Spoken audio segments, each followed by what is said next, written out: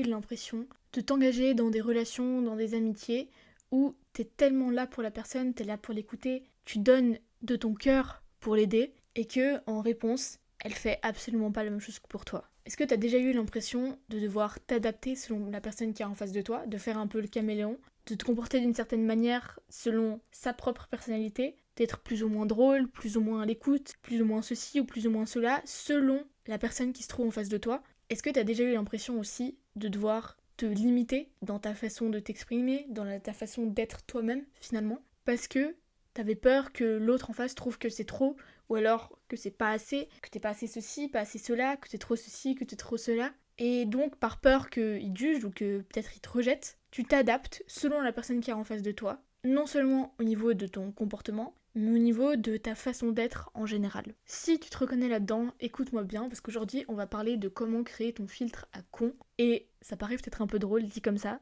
mais c'est un outil extrêmement puissant que j'utilise depuis maintenant des années, et qui est très très puissant quand tu le comprends, et quand tu acceptes de l'implémenter dans ta propre vie. Alors si t'es prêt, c'est parti. Mais juste avant qu'on commence, sache que si t'as la flemme de prendre des notes, mais que t'as quand même envie de garder une trace de mes propos quelque part, n'hésite pas à télécharger les notes détaillées de cette vidéo que j'ai mis en place exprès pour toi dans une série de slides. Tu peux les télécharger juste en cliquant le lien sous la description, tu rentres ton email et je te les envoie tout de suite. Et à présent, voyons voir ce qu'est un filtre à con. Évidemment, je préfère le dire tout de suite, il ne s'agit pas vraiment de con ici.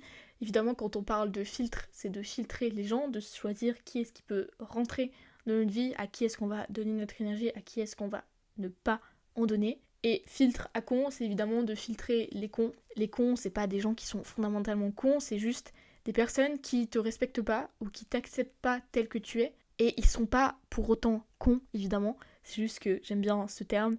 Et la première fois que je l'ai entendu, c'était quand j'allais encore chez une psy. Et que, vraiment très longtemps, et que justement, elle m'avait parlé de ce concept de filtre à con, alors que moi, à ce moment-là, j'étais très sociable, ou du moins je voulais l'être, et du coup, je m'adaptais un petit peu tout le temps, selon les personnes, parce que je sentais comment est-ce qu'il fallait que je me comporte avec elles pour qu'elles m'aiment bien. Et ce qui fait que j'avais beaucoup d'amis finalement, mais pas des amis qui m'acceptaient vraiment comme j'étais, parce que je me montrais jamais vraiment comme j'étais en réalité. Donc dans cet épisode, ce à quoi tu peux t'attendre, c'est que je vais t'expliquer exactement comment t'en foutre complètement du regard des autres et arrêter de vouloir plaire à tout le monde, ou du moins comment choisir qui tu laisses entrer dans ta vie. Et sache que du moment que tu comprends ça, c'est un vrai game changer. Donc quel est le problème ici? Le problème, c'est de s'adapter aux autres pour plaire.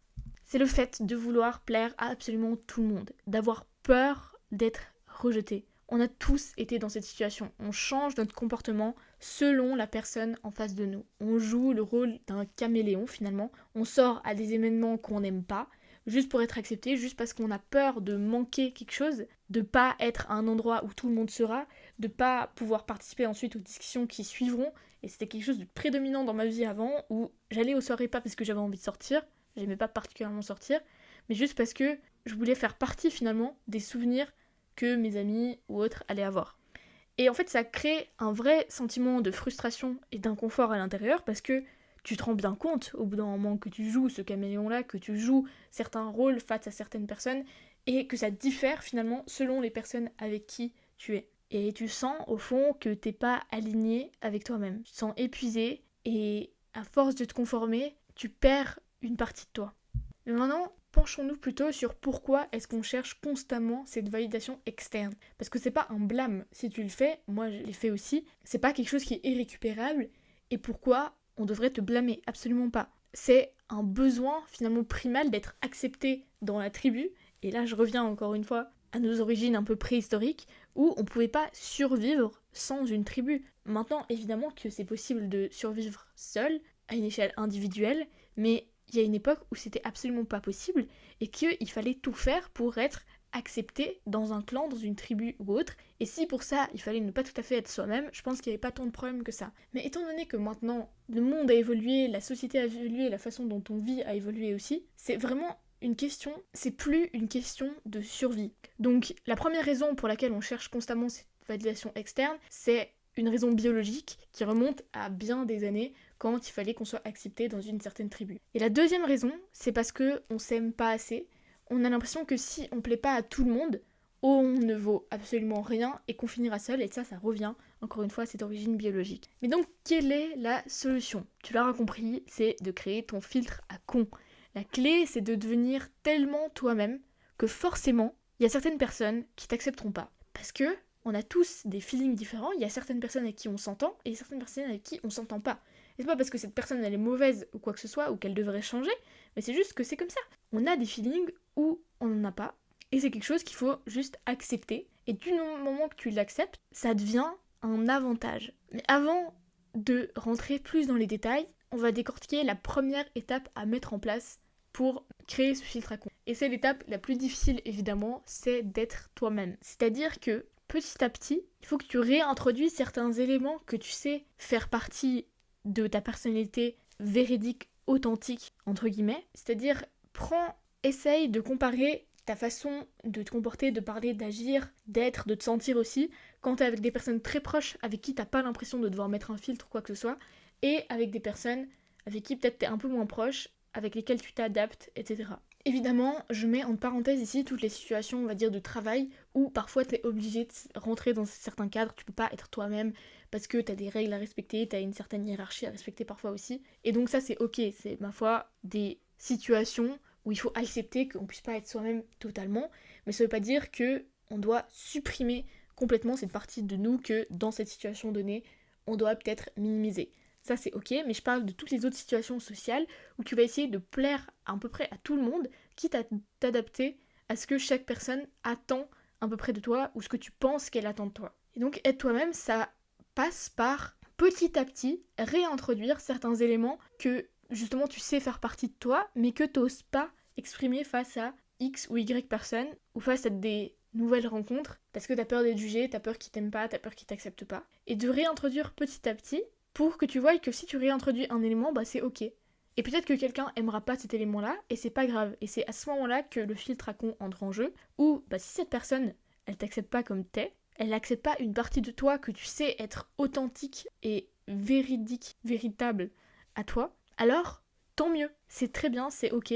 Parce que quel intérêt finalement d'être ami avec quelqu'un qui t'accepte même pas complètement? Ça n'a aucun sens. Donc pour ça, je vais prendre un exemple personnel, c'est qu'il y a quelques années, je me forçais à sortir parce que je pensais que c'était à peu près la seule manière d'avoir des amis, de garder mes amis, de faire partie des souvenirs, on va dire, de mon groupe d'amis, etc. Spoiler alerte, c'était faux, heureusement. Et un jour, je me suis dit, mais quel est le premier élément en fait que je dois réintroduire pour être plus moi-même? Et c'était d'arrêter de sortir quand j'avais pas envie de le faire. Donc, j'ai arrêté d'aller à des soirées où j'avais pas envie d'aller. Et effectivement, j'ai perdu, entre guillemets, des amis. Il y a des gens dont je me suis éloignée, où je faisais plus partie de leurs souvenirs, où tout d'un coup ils m'écrivaient plus.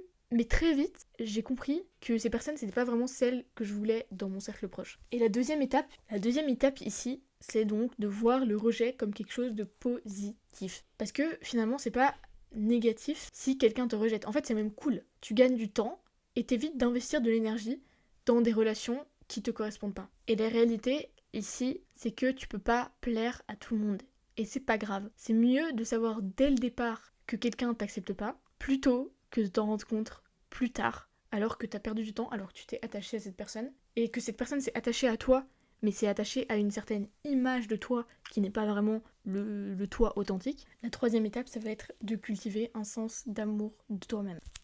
Parce que le piège ici, c'est de constamment chercher la validation externe. Et pour sortir de ce cycle, t'as pas tellement de choix, tu dois cultiver un amour et un respect de toi-même qui fait que tu peux pas faire autrement qu'être authentique. Cet amour et ce respect de toi-même, ils sont tellement forts que tu peux plus envisager, que tu arrives à un point où tu peux plus envisager de te pervertir en un sens pour plaire à quelqu'un, pour t'adapter à ce que quelqu'un attend de toi. Et je sais que c'est pas facile et que ça se fait pas en un claquement de doigts parce que ça demande un vrai travail sur toi-même. Et le travail sur toi-même, c'est de guérir pour accepter de pas être accepté. Donc l'étape qui suit, c'est de guérir ses blocages et ses blessures. Parce que c'est facile de dire cultive un amour de toi, un respect pour toi, etc. Mais si t'as des blessures au fond qui font que t'as tellement peur d'être rejeté, t'as tellement peur que les autres te jugent, bah t'y arriveras jamais, c'est évident. Et donc pour ça, c'est important de guérir tes blocages, de guérir tes blessures, pour ensuite pouvoir accepter de pas être accepté. Et pour ça, il faut que tu te demandes très souvent ce qui se passe c'est qu'on cherche à plaire à tout le monde à cause de blessures passées, de traumatismes ou de croyances limitantes qu'on pense qu'on doit être aimé de tous pour être valide, pour avoir un sentiment d'estime de soi, pour avoir confiance en soi, pour être accepté, etc. Alors même que c'est pas le cas.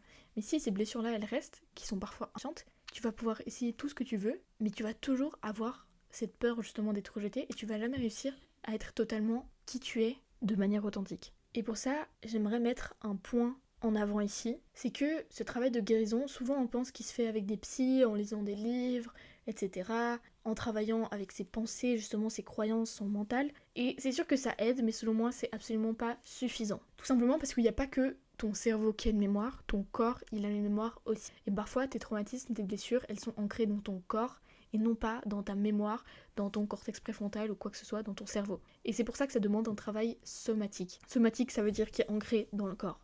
D'où l'importance du corps dans la guérison en général.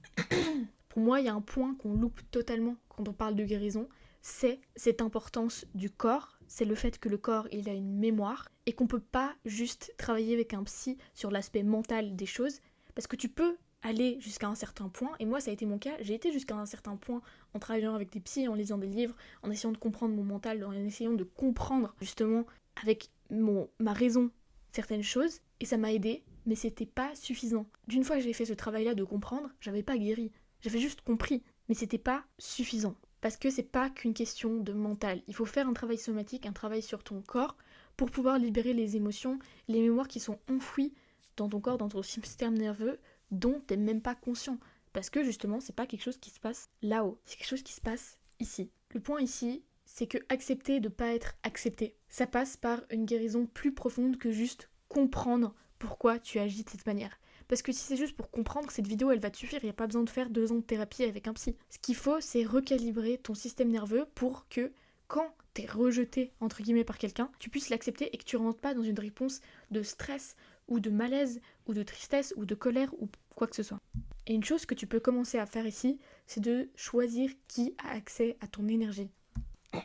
Tu vas sélectionner les personnes dans ta vie qui méritent entre guillemets d'avoir accès à ton énergie, et pas mérite dans le sens que telle personne est meilleure que telle autre, mais parce que telle personne, tu sais qu'elle t'accepte complètement comme tu es, de manière authentique, et une autre personne, tu sens que peut-être elle va pas t'accepter complètement, ou elle a montré des signes assez clairs qu'elle t'accepte pas complètement quand tu te montres tel que tu es, et à ce moment-là, il faut que tu te rendes compte que ton énergie, elle est précieuse. Tu dois choisir de manière. C'est important que tu choisisses bien à qui tu l'offres. Et tu as le droit de choisir qui peut avoir accès à ton énergie et toi. Donc si quelqu'un te rejette ou te correspond pas, c'est en fait un gain de temps et d'énergie parce que tu vas pas lui accorder d'énergie, il aura fait le tri à ta place. Au lieu que toi tu réfléchis, est-ce que j'accorde mon énergie à cette personne? Si elle te rejette ou si tu vois qu'elle accepte pas une partie de toi, bah facile, t'as pas besoin de faire le travail toi-même, il l'a fait pour toi, tant mieux. Et c'est là que le filtre à con, il entre en jeu comme un mécanisme d'autoprotection. Il te permet de garder les bonnes personnes près de toi, de construire un cercle qui soit vraiment un cercle qui te soutienne, qui soit là pour toi, qui soit sincère,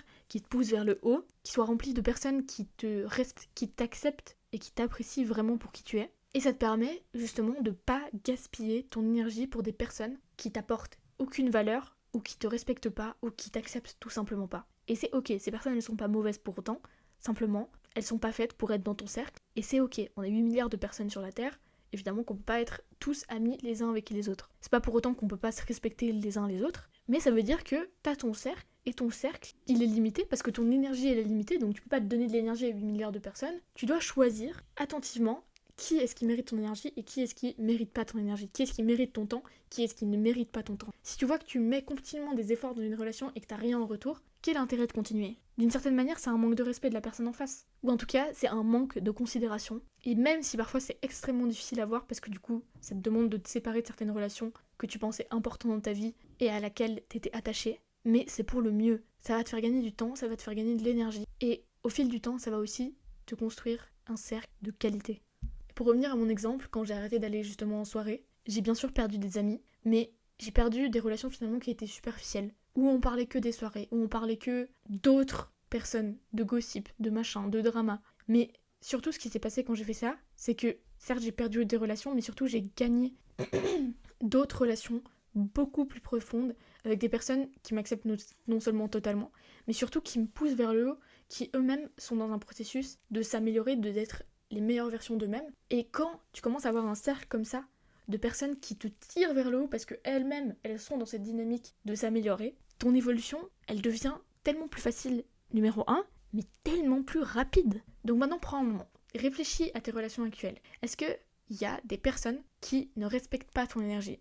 Est-ce que tu te forces à plaire ou à t'adapter? Et si c'est le cas, dans quelle situation exactement? Parce que si par exemple c'est au travail, eh ben, parfois c'est nécessaire. Mais si c'est dans tes relations de tous les jours, si c'est quand tu rencontres de nouvelles personnes hors cadre professionnel, c'est là que tu peux te demander, est-ce que ça vaut vraiment la peine que je garde ce masque, que je continue à jouer le caméléon, si c'est pour finalement avoir un cercle de relations superficielles qui me tire pas vers le haut, où on est juste là pour gossip, pour parler des autres, pour faire des ragots, ou pour parler de la dernière soirée, du dernier événement, de la dernière personnalité publique. Est-ce que c'est vraiment ça que tu as envie de cultiver? Et suite à ces questionnements, mets en place ton propre filtre à con. Décide consciemment de qui peut avoir accès à ton énergie et qui ne peut pas. Et donc en conclusion, ce que j'aimerais que tu retiennes ici, c'est que ton énergie, elle est précieuse. Il faut que tu sois authentique et que tu laisses ton filtre à con faire le tri naturellement. T'as même pas besoin finalement de le faire toi-même. Si tu commences juste à être toi, naturellement, le tri va se faire. Il y a des personnes qui vont partir, il y a des personnes qui vont arriver et c'est une bonne chose. Maintenant, pour terminer, oublie pas que t'as toutes les notes de cette vidéo, donc les slides que t'as vus jusqu'à maintenant, dans la description. En cliquant sur le lien, t'as juste à rentrer ton email et tu peux directement les recevoir. Et si tu es intéressé à savoir comment guérir justement, comment faire ce travail pour accepter de ne pas être accepté, c'est-à-dire en prenant en compte non seulement l'aspect mental et psychologique mais aussi somatique, n'hésite pas à me DM le mot changement et on peut en parler ensemble. Merci beaucoup d'avoir regardé cette vidéo, j'espère qu'elle t'a plu. Si c'est le cas, je te serais infiniment reconnaissant si tu pouvais mettre un petit like, t'abonner si ça te plaît, parce que évidemment on sait que l'algorithme il marche pas mal grâce à ces métriques, donc ça m'aiderait énormément. Je te remercie pour ton temps, pour ton énergie, j'espère que tu auras pu tirer des conclusions ou des prises de conscience utiles de ces quelques minutes de vidéo, et je te dis à tout bientôt pour la prochaine.